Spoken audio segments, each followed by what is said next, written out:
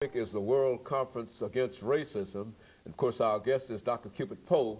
And Dr. Poe, during this last segment, let's give you an opportunity to sort of wrap up some of your activities in Africa dealing with the World Conference Against Racism, and to talk about some of your other impressions about the people of South Africa and how they are reacting to some of the problems that they are faced with, and et cetera.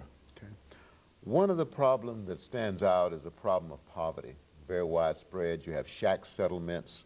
Now, when you say shack settlements, exactly what do you? Well, shack settlement is a group of large numbers of shacks put together with tin and brick and mud and anything that would keep out the wind.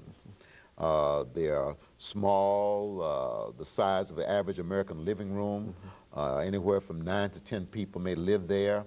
No electricity, no running water, no toilet facilities, and they're right next to each other. Seemingly they developed as a result of blacks being brought to the urban area to work in the gold mines, in the diamond mines, as well as townships. These are large areas where blacks live, the equivalent of the ghetto here in America. And so the poverty in the townships, the poverty in the shack settlements is very, very prevalent. And so poverty is a big factor. What I learned at the conference was where you have that degree of poverty, suspect racism. Suspect it, okay? People, if given adequate opportunity, will try to advance themselves, all right? On the other hand, if they are oppressed and prevented from advancing themselves, oftentimes poverty is a result, and poverty breeds poverty. That's one of the outstanding things that I learned. The other thing that I learned, I visited a school in one of the townships outside of Durban. The name of the school is Kathala School. It has students there from primary up to grade 4. And there are 800 kids there and 22 teachers. They don't have adequate classrooms. They have 10 classrooms for 800 children. 6 of the classes each day, school day, have to meet outside. They have no playground facilities. But the amazing thing about the students is that in the classrooms that I visited, they were average about 40 to 45 per classroom. They were surprisingly disciplined. No talking to each other as I was standing there being introduced, no disruption. They were attentive, and it's an amazing thing that the girls look like the boys because they cut their hair, okay? But the instructor said, I said, you know, your students are more disciplined than our students. And she said, well, one thing, part of the African family tradition is to teach respect. We teach our children respect for their elders and respect for one another. I said, now, do you mean by respect love? And she said, yes, that's exactly what I mean. She said, we also emphasize respect here at the school. And I said, how do you teach respect? How do you teach love? And she said, well, we come down on their level. I come down on their level to let them know that I'm their friend, to let them know I'm available to them. She said, I listen to them, I smile at them, I encourage them. I let them know that I'm concerned. I had never before in my life, I think, asked somebody to explain to me how you show love for another person. She did an excellent job. She helped me to see that one of the deficiencies in our culture, in the American culture, is that we have forgotten, I think, to teach one of the most important things we can teach in a school system or a child is respect or love.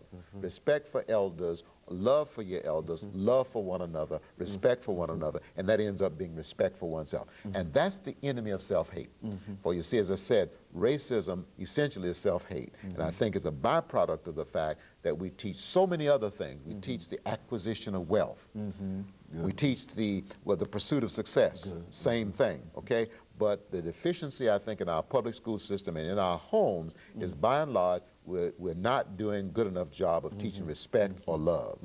And I think we see every indication of it simply by watching the television or reading the newspapers. You see people who are doing things that are certainly not respectful toward themselves or toward others. Yes. I think I would agree with that. I certainly would agree with that.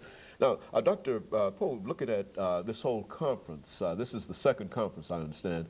Do you think that the conference had any real impact? You know, certainly and of course we have only a couple of minutes, but what impact do you think that this conference? There were 10,000 people there from various countries around the world that is doing the first segment.